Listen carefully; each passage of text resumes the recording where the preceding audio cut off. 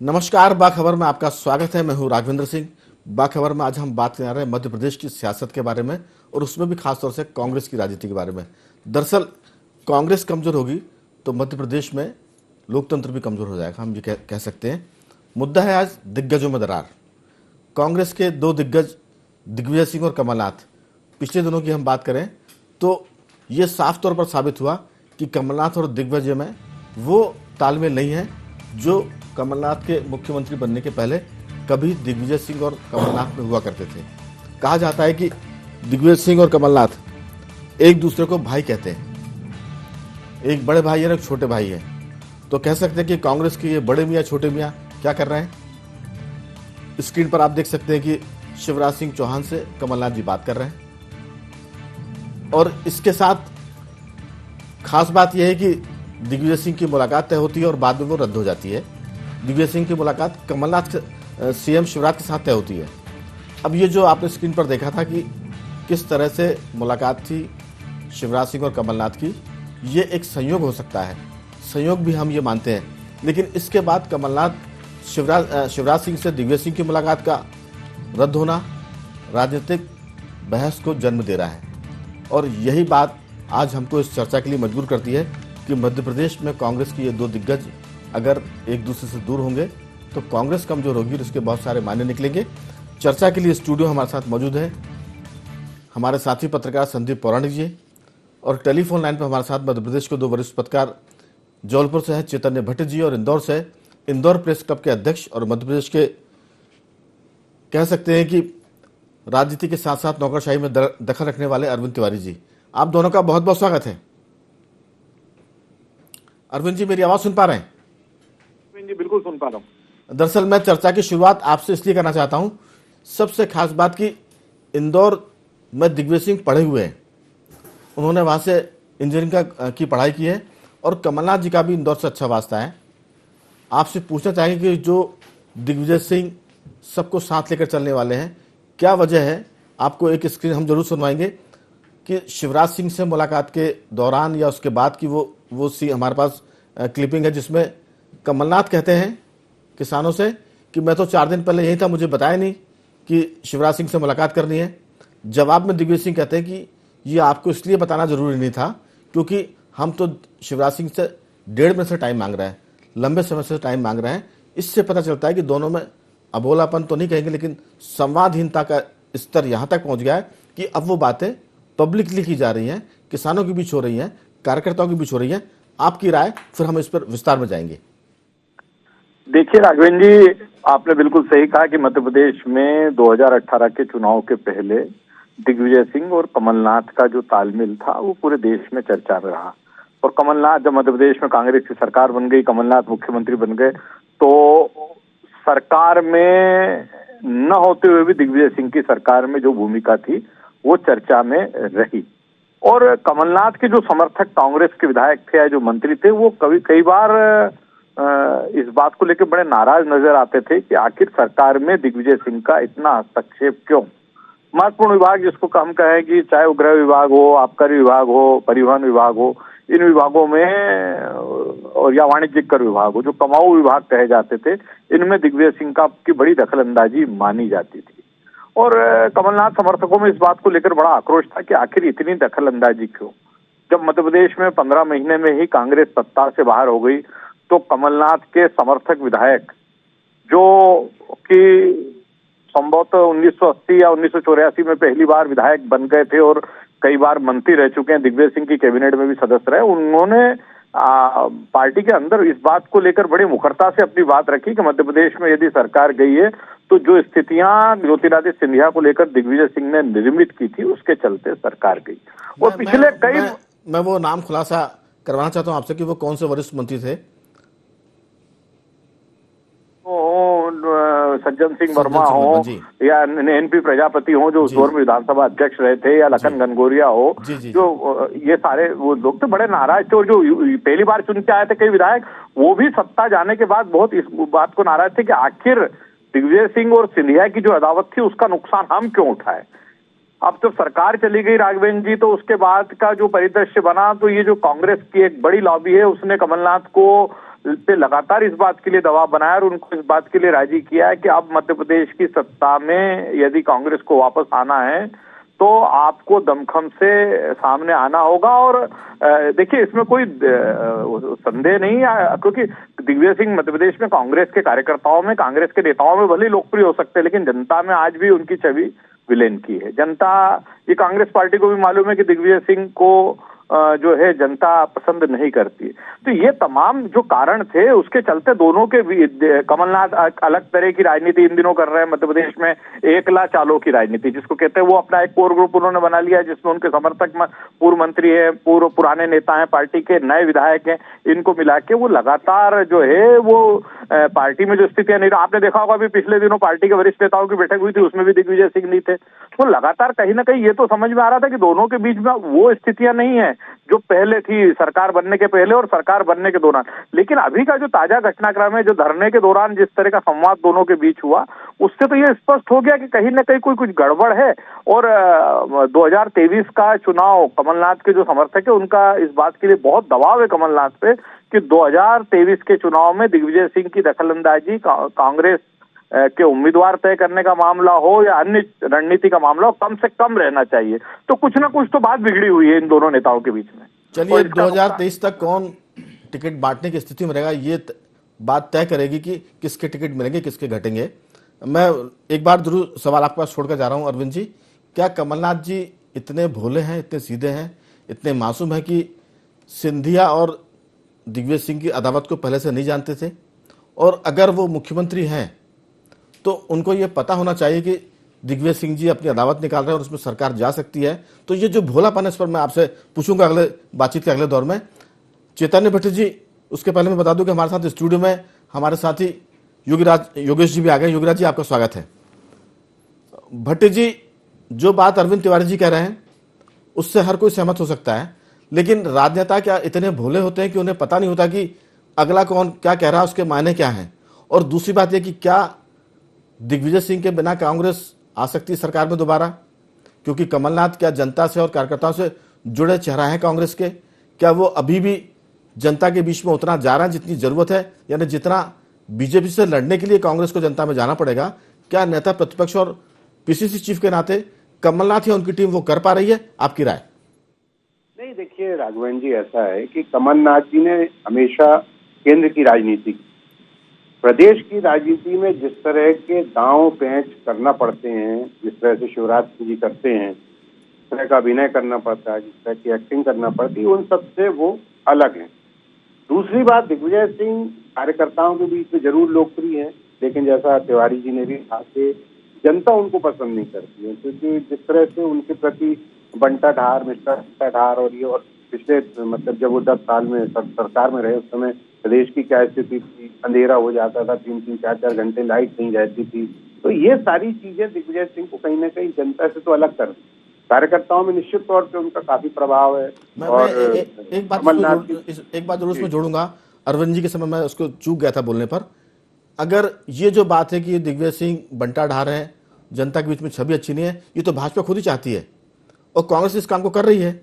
लेकिन अगर बंटाढार होने के बाद भी पिछला विधानसभा चुनाव कमलनाथ की वजह से तो सरकार नहीं बनी थी कांग्रेस की, कहीं ना कहीं कार्यकर्ताओं की वजह से बनी थी। और कार्यकर्ताओं को मोटिवेट दिग्विजय सिंह ने नर्मदा यात्रा के दौरान किया था, उसका लाभ उनको अप्रत्यक्ष रूप से मिला और कांग्रेस सरकार के निकट पहुंच गई थी। जी, बात पूरी करें। एक बहुत बड़ा चेहरा ज्योतिरादित्य सिंधिया का, जी, प्रचार प्रमुख ज्योतिरादित्य सिंधिया थे, जो ग्लैमर था उनका चेहरा था। ये बात भी ये मैं रह गया था कि सिंधिया जी चूंकि आप कांग्रेस छोड़ गए हैं इसलिए मैंने उनका जिक्र नहीं किया था।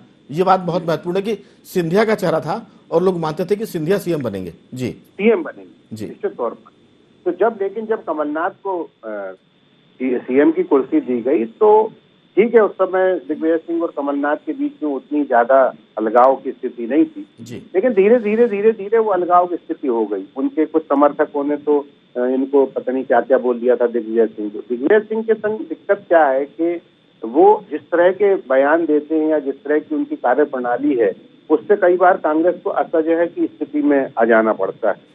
दूसरी बात, कमलनाथ जी अगर इस तरह की बात कर रहे हैं कि उनको ये नहीं मालूम कि दिग्विजय सिंह धरना दे रहे हैं, तो ये तो बहुत ही आश्चर्यजनक तथ्य है। आज कम्युनिकेशन इतनी तीव्र है कि 5 मिनट में पूरे विश्व में सारी चीज पहुंच जाती है और आप भोपाल से 200-300 किलोमीटर दूर छिंदवाड़ा में बैठे हुए हैं और आपको ये नहीं मालूम कि आपका इतना बड़ा नेता धरना देने वाला है, जबकि उनका तो वीडियो भी जारी हुआ था कि मैं 1.5 महीने से समय मांग रहा हूँ, उसके बाद समय नहीं दिया जाएगा।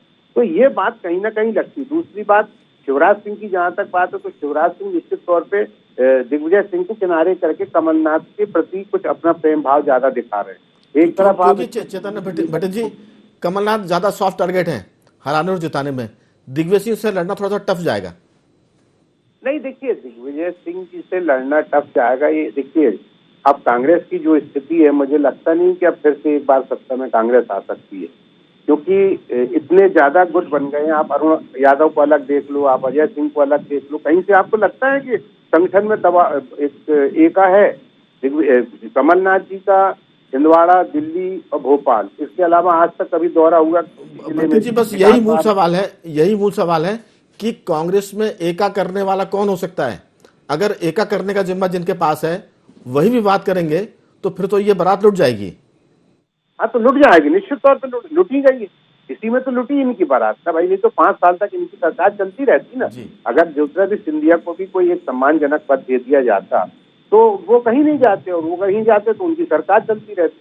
लेकिन जो आपस में क्लैशेस हैं बात कांग्रेस में, वो निश्चित तौर पर बहुत ज्यादा कांग्रेस को कमजोर कर रहे हैं और उससे कार्यकर्ताओं के उत्साह में भी बहुत कमी आती है। जब कोई बड़ा नेता शहर में आता है तो एक उत्साह का सृजन होता है, बैनर लगते हैं, प्रेस कॉन्फ्रेंस होती है, मीडिया, वो कहीं जाते ही नहीं है। हमारे जबलपुर में 12 साल से एक व्यक्ति प्रदेश कांग्रेस का नगर अध्यक्ष था, बड़ी मुश्किलों में बेचारा अपना किसी तरह से पीछे छुड़ा के पद त्याग किया है और कोई एक नए युवा को बागडोर मिली। तो ऐसे चुके हुए लोगों के भरोसे आप अगर संगठन में एक मजबूत संगठन जो भारतीय जनता पार्टी का है और एक मजबूत पार्टी, उससे आप कैसे मुकाबला कर पाओ जब आपस में आपके परिवार में ही भिन्नता है और एक दूसरे के प्रति क्लैशेस हैं, एक दूसरे के प्रति यही खास बात है कि ये दरार कांग्रेस को कितना गड्ढे में ले जाएगी। लेकिन एक बात में, चूंकि आप महाकौशल से आपका वास्ता है और मध्य प्रदेश के साथ साथ महाकौशल की सियासत में आपकी गहरी पकड़ है, छिंदवाड़ा से कमलनाथ जीतते आ रहे हैं 1980 से अब तक। 77 में वो सीट जीती गई थी जब पूरे देश में जनता पार्टी की सरकार आई थी और कांग्रेस सब जगह से हार गई थी। लेकिन मध्य प्रदेश की हम बात करें तो एक सीट आई थी, वो थी छिंदवाड़ा, जहां से कह सकते हैं कि कांग्रेस के सिर्फ एक ही सांसद जीते थे और उसके बाद जो सीट मिली थी कमलनाथ को मिली थी, और कमलनाथ वहां से एक बार हार भी चुके हैं पटवा जी के जरिए। मैं इसमें 2 चीज जोड़ूंगा कि कमलनाथ अपने प्रभाव का इस्तेमाल ना तो बालाघाट संसदीय सीट को जिताने में कर पाए, ना जबलपुर को वो जिता पाए और ना ही बैतूल को जिता पाए और ना होशंगाबाद को। तो ये कम से कम जो उनका आभा मंडल था, गार्गी शंकर मिश्र से वो सीट लेकर कमलनाथ को दी गई थी। 77 में गार्गी शंकर मिश्र वहां से जीते थे छिंदवाड़ा से। उसके बाद से उन्होंने अपने आभा मंडल का औरा का इस्तेमाल कांग्रेस को आसपास जिताने में नहीं किया। तो मध्य प्रदेश में वो कैसे कर पाएंगे? अब उनकी वो उम्र नहीं रही, वो तीखापन नहीं रहा, वो टीम नहीं रही, सज्जन सिंह वर्मा और बाकी लोगों के साथ वो कैसे करेंगे? ये बहुत सारे सवाल है जो मैं छोड़ के जा रहा हूं। संदीप जी, मध्य प्रदेश कांग्रेस कमलनाथ जी के लिए छिंदवाड़ा है, छिंदवाड़ा ही मध्य प्रदेश है ये कह सकते हैं, क्योंकि जब सिंधिया के समर्थकों ने कांग्रेस छोड़ी सिंधिया जी के साथ, तब उनका ये एक आरोप ये भी था कि वो एक तो वक्त कम देते हैं मंत्री विधायकों को, दूसरा सारी योजनाएं कमलनाथ जी छिंदवाड़ा लेके जा रहे थे। तो जिस लीडर के लिए छिंदवाड़ा ही मध्य प्रदेश है, वो कैसे दिग्विजय सिंह को हटाकर या दिग्विजय सिंह को साइडलाइन करके कांग्रेस की राजनीति को मजबूत करेंगे? क्योंकि मेरा ये मानना है कि कमलनाथ जी चैम्बर पॉलिटिक्स के चैंपियन हैं और फील्ड के चैंपियन दिग्विजय सिंह है। इस कॉम्बिनेशन ने कांग्रेस को सत्ता की दहलीज पर पिछले चुनाव में पहुंचाया था। जब ये कॉम्बिनेशन कमजोर होगा, ये टूटेगा, तो फिर कांग्रेस कहां बचेगी? आपकी राय? राघवेंद्र जी, ये बात बिल्कुल सही है कि दिग्विजय सिंह जमीन में कार्यकर्ताओं के नेता हैं, आज भी उनकी फॉलोइंग है। कमलनाथ जी मैनेजमेंट के नेता हैं, हम ये कह सकते हैं। जैसा आपने कहा छिंदवाड़ा के मुख्यमंत्री या उनके लिए प्रदेश छिंदवाड़ा है, ऐसा स्वाभाविक सी बात है, जो जहां से संसदीय क्षेत्र से है उसके लिए काम करना चाहता है। लेकिन उनकी भी फॉलोइंग मध्य प्रदेश में है, कम भले है लेकिन लोग चाहते हैं। और जहां तक मैं फॉलोइंग के बारे में एक चीज जोड़ूंगा, मुख्यमंत्री के रहते कमलनाथ जी ने जब चुनाव लड़ा तो वो वहां 25,000 के आसपास वोटों से जीते थे, जबकि वो सिटिंग सीएम थे। और जब उनके चिरंजीव ने इलेक्शन लड़ा तब उनकी जीत संसदीय सीट मैंने छिंदवाड़ा से 35,000 के आसपास थी, जो लाखों में होनी चाहिए थी। तो फिर आपका आधार जब अपने घर में कमजोर है तो मध्य प्रदेश की सियासत में आप अकेले या एकला चलो कैसे कर पाएंगे? आपकी बातचीत में इसका भी उत्तर मैं चाहूंगा। ठीक बात है कि आप एकला चलो वाली बात, संगठन और नेताओं में जब तक समन्वय नहीं होगा, कोई भी राजनीतिक दल, मैं कांग्रेस की अकेली बात नहीं कर रहा हूं, आज बीजेपी देखते हैं तो उनमें समन्वय है और मिलके चलने की कोशिश करते हैं वहां नेता। यही कारण है कि उनकी सफलता। कार्यकर्ता तक संदेश कैसे देंगे आप कि हम सब एक हैं? दिग्विजय सिंह और कमलनाथ अगर अलग होते हैं तो आप ये मानिए कांग्रेस बहुत कमजोर होगी, और कांग्रेस के कमजोर होने का मतलब है कि मध्य प्रदेश में लोकतंत्र कमजोर होगा। इसलिए कांग्रेस की मजबूती के लिए जरूरी है कि दोनों नेताओं में समन्वय हो। लेकिन एक महत्वपूर्ण बात जो आपने छिंदवाड़ा की कही है, यह बात सही है कि हार जीत का अंतर बदलता रहा, लेकिन कमलनाथ को आप एकदम बाहर नहीं कर सकते कि छिंदवाड़ा से वो चुनाव की हार जीत का अंतर तो बदलता रहता है। क्योंकि आप देखिए पिछली बार मोदी लहर थी, उसमें भी कमलनाथ जीते, सिर्फ एक सीट जीती कांग्रेस। वोट का अंतर इसीलिए कम हुआ कि पूरे देश में मोदी लहर थी और सिंधिया जैसे लोग कांग्रेस से हार गए। तो कांग्रेस में अंतर का कम होना छिंदवाड़ा में ये स्वाभाविक है। थोड़ी सी अपन जाएंगे इसके फ्लैशबैक में।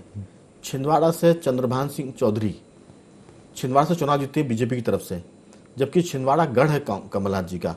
सवाल है कि जब आप पूरे उरूज पर हैं तब आप वहां कांग्रेस को स्थापित नहीं कर पाए। ना महाकौशल की हम बात करें, छिंदवाड़ा प्रॉपर की बात कर रहा हूं मैं, इस बात से भट्टी जी इत्तेफाक रखेंगे कि चौधरी चंद्रभान सिंह वहीं से जीत कर आते थे। अभी बहुत ही एक गुमनाम से बंटी साहू का मामला है जो लोकसभा लड़े थे, उन्होंने चिरंजीव उनके एक नकुल नाथ को 35,000 वोटों से वो सिर्फ पीछे रह गए थे।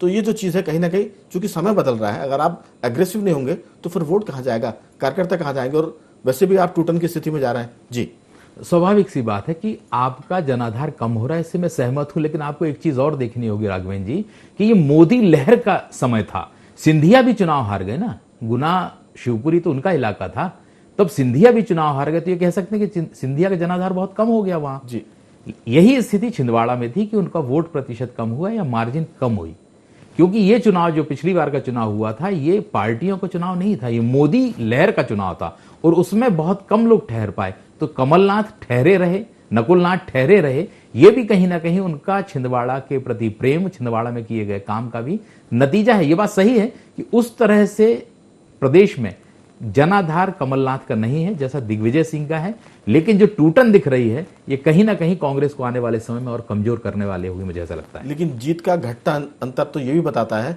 कि छिंदवाड़ा में भी अगर आने वाले समय में उनको दिक्कत हो जाएगी। ये बात से सहमत हूं मैं आपकी। ये जो समय बता रहा है कि अगर आप आपस में झगड़ेंगे तो छिंदवाड़ा भी आपके हाथ से फिसलता हुआ दिखेगा।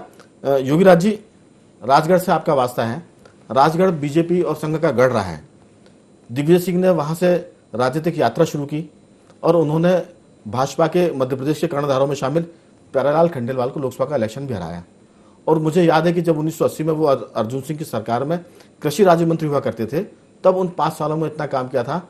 जैसे ही ये पता चला कि एक इंजीनियर मध्य प्रदेश में अर्जुन सिंह की सरकार में है, राजीव गांधी जी ऐसे लोगों को ढूंढा करते थे जो लिखे पढ़े होते थे और थोड़ा सा एक्टिव होते थे। उन्होंने कहा कि दिग्विजय सिंह की जरूरत अब मध्य प्रदेश में नहीं बल्कि लोकसभा में हमारे साथ होगी, और उन्हें राजगढ़ से टिकट दिया था लोकसभा का। वो जीत कर गए और उसके बाद उनको मध्य प्रदेश कांग्रेस का अध्यक्ष भी बनाया।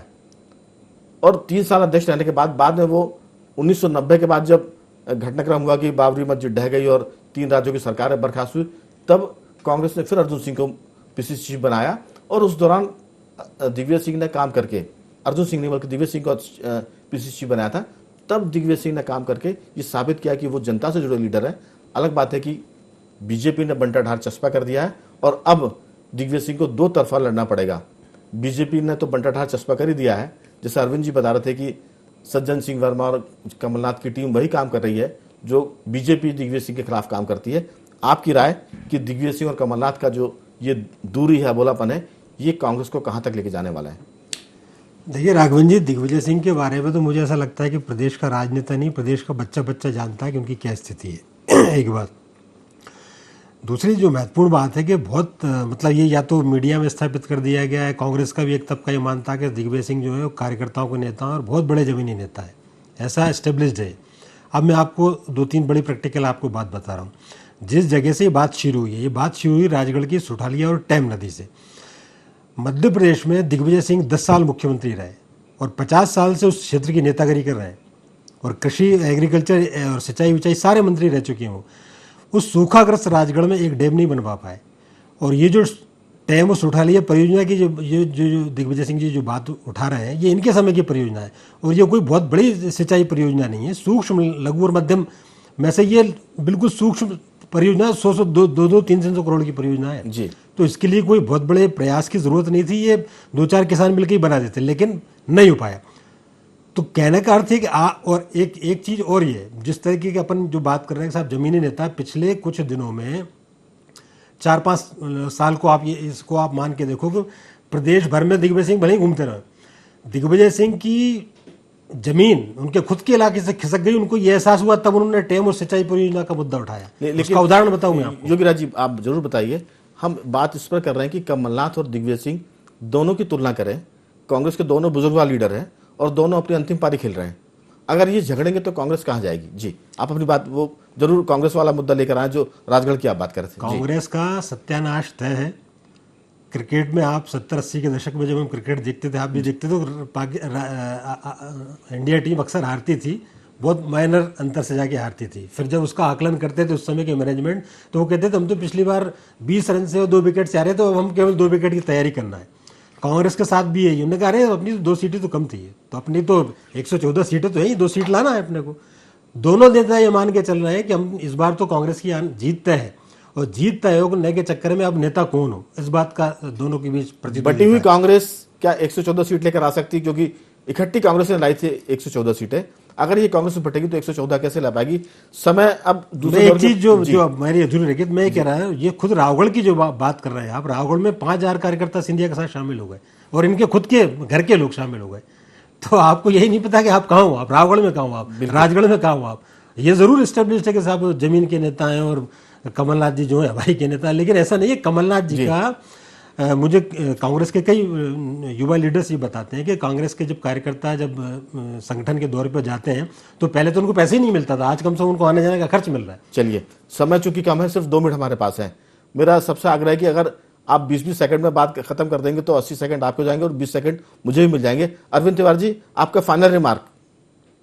नहीं देखिए, मैंने आपसे पहले ही कहा कि निसंदेह इसमें कोई दो मत नहीं है कि अगर दिग्विजय सिंह और कमलनाथ के बीच में विवाद की स्थिति बनती है तो नुकसान कांग्रेस को होगा। लेकिन राघवेंद्र जी, दूसरी बात मैं आपको ये भी बताना चाहूंगा कि अब कमलनाथ वो कमलनाथ नहीं है। कमलनाथ ने मध्य प्रदेश में कांग्रेस अध्यक्ष के रूप में जब कमान संभाली थी, उसके बाद का जो चुनाव हुआ, उसका सरकार आई और सरकार गई, उस दौर में कमलनाथ ने मध्य प्रदेश में अपना नेटवर्क बहुत मजबूत किया। हम अगर ये कहें कि कमलनाथ चेंबर की पॉलिटिक्स करते हैं तो ठीक है, उनकी राजनीति करने की शैली चेंबर की हो सकती है, लेकिन कांग्रेस का एक जो नेटवर्क उन्होंने तैयार करा बूथ लेवल तक का, कहीं ना कहीं अब कमलनाथ के बारे में नहीं कह सकते कि वो कमरे बिल्कुल वो सुधार रहे हैं अपने आप को। लेकिन क्या ये चुनाव जीतने के लिए पर्याप्त होगा? क्योंकि उम्र और उनका स्वभाव कितना बदल पाएंगे 1 साल में अपने आप को? नहीं देखिए, एक युवा नेताओं की एक बड़ी टीम अभी चुनाव में मुझे लगता है कि 18-20 महीने हैं, तो एक बड़ी टीम उन्होंने जो जोड़ी है अपने साथ, और जिस तरह से नए नेटवर्क को, वो नए विधायक जो विधायक पहली बार बने उनको जिस तरह से आगे ला रहे हैं, उन्होंने भी कसली होगी ये मान लें। भट्टी जी आपकी बहुत संक्षेप में टिप्पणी कि क्या कमलनाथ अपने आप को अपडेट करके चुनाव के लायक बना पाएंगे जीत के लिए? बहुत संक्षेप में टिप्पणी। नहीं देखिए, कमलनाथ को अपनी रणनीति बदलनी पड़ेगी, आपको जनता के बीच में जाना पड़ेगा। अकेले आप अगर नेटवर्क बना लेते हो उससे कोई फर्क नहीं पड़ता। हमारे जबलपुर में तो कांग्रेस कहाँ, किसी को पता ही नहीं है। जो वित्त मंत्री थे या जो दूसरे मंत्री थे वो क्या कर रहे हैं किसी को मालूम ही नहीं है। तो आप इस तरह से अगर जनता से अलग हो जाएंगे तो कैसे आप भारतीय जनता पार्टी जैसी मजबूत पार्टी से मुकाबला कर पाएंगे? स्वभाव के चलते सरकार खो दी, 1 साल में अगर वो बदलते तो ये एक तरह से चमत्कार होगा। चलिए आपका बहुत बहुत धन्यवाद करता हूं अरविंद जी, आपका भी, भट्टी जी आपका भी, और फाइनल रिमार्क के लिए संदीप जी आपकी दो टिप्पणी इस पूरे मसले में कि ये मसला कहां तक जाएगा। कमलनाथ जी बदलेंगे, कांग्रेस को मजबूत कर पाएंगे, जनता से जुड़ पाएंगे? 2-3 वाक्यों में।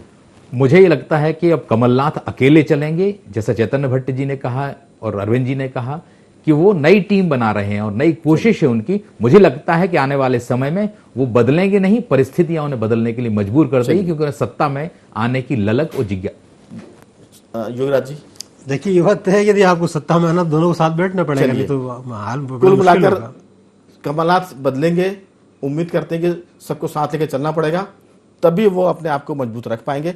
बखबर में आज सिर्फ इतना ही, कल किसी और मुद्दे पर आपसे बात करेंगे। तब तक बने रहिए हमारे साथ और देखते रहिए IND24।